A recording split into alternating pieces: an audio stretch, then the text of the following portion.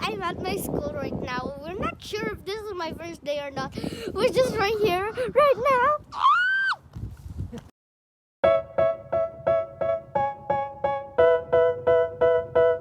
Welcome, Islanders! For today, ang isi-share namin sa inyo is about education here in Nova Scotia, in Canada. So, isi-share namin sa inyo yung journey namin sa pag-enroll kay Tala sa school. Ayun. So, I guess the question is, free ba talaga yung education ng dependents ng international students dito sa Cape Breton, sa Nova Scotia? And So, ang sagot is, yes. A short answer is yes. But again, this is based on our experience. So,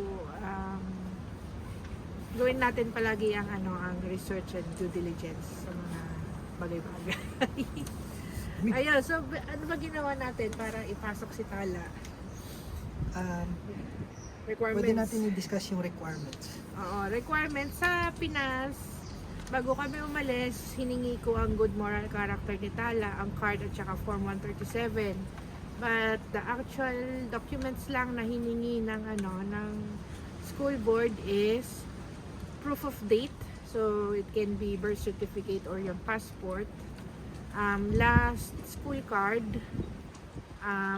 health insurance, ano pa ba? Yung mga permits na namin sa kay Tala is yung school permit niya, sa akin din yung school permit ko. Since you mentioned about yung insurance, kailangan mo muna i-settle yung MSI insurance mo. Yung tinatawag nilang Nova Scotia medical services mo. So, kailangan mo muna i-complete yun. Kahit na may form ka lang with your actual number doon, yung parang identification mo sa MSI, pwede mo na yun i-submit sa school. Follow na lang yung card.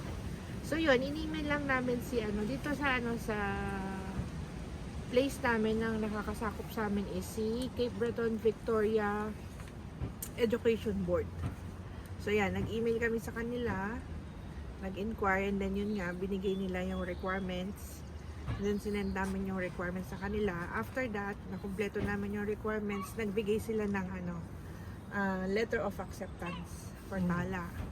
So once na may letter of acceptance na, ang next step is i-check mo kung anong school ang nasasakop sa lugar mo. Dati may conception ako kung anong mas malapit yun yung school na ma-assign sa'yo. Pero in our experience, ang nangyari, yung sa bus route, kung ano yung dadaan sa place mo na mas malapit, doon ka ma-assign. Unless siguro kung mag-walk ka lang or ihahatid mo, pwede yung mas malapit. Pero since kami, school bus kami for Tala, ang na-assign sa amin, hindi yung pinakamalapit. So, hindi naman ganun kalayo, no? Pero hindi yun yung pinakamalapit na school sa amin. So, it's good to note na may website na pwede mo puntahan, lagay mo yung postal code mo, yung address mo. Tapos, siya na yung magtitingin ng kung anong school ang malapit sa'yo based dun sa bus routes. Oo, tsaka sa address mo. So, ibibigay rin naman ni school board. Lahat yan, yung registration link, pati yung sa bus. It's pretty organized and straightforward lang. Ayun, so after namin malaman kung anong school, so next namin is register na kami doon sa school niya. So online din yan. May mga form na finilapan, tapos send mo rin sa kanila yung mga requirements na sinend mo doon sa school board para meron lang din silang copy. Then, after that, ayun, nag-reply na yung school, and then, in-invite na nila kami na pumunta mismo sa school para ma-meet si Tala. And, pagdating sa school, same din, nag-fill up kami ng registration, then, kinonfirm lang nila yung sa bus, and then, they gave us instruction na after namin itawag sa bus. Anong tawag? Busing. Tawag nila busing dito, yung mga bus. So, after we call the bus and malaman namin kung anong bus route siya, we have to call back the school para masabi nila.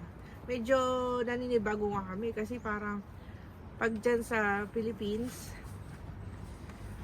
hindi natin maiwan yung mga anak natin, lalo sa first day, di ba? Kailangan natin gusto natin ihatid, ganyan, or kahit sa service, sasabay tayo. Hindi kami pinayagan, gusto ko sanang samahan si Tala sa first day niya. Though, okay lang naman siya mag-isa, no? Super excited si Tala sa school. Siguro ako lang, sepangs.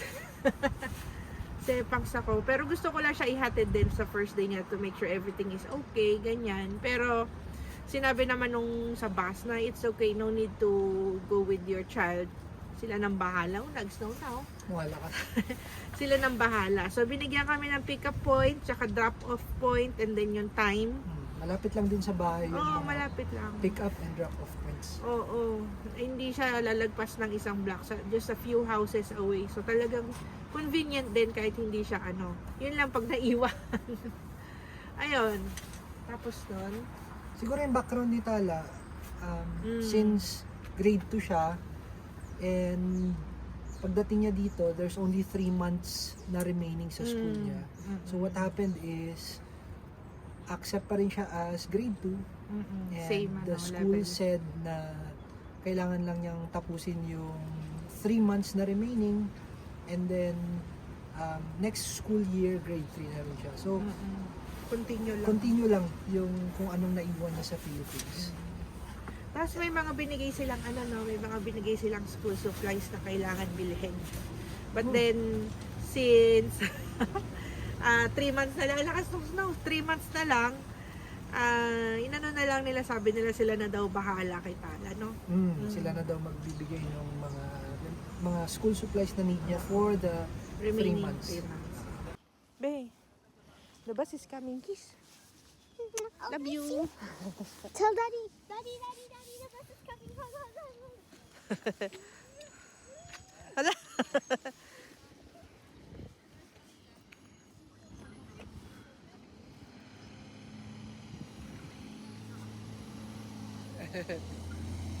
No. False solar. Ay, hindi pa pala. Not yet. Yan na, B. Yan na, B. Bye-bye, Tala. Bye. Love you.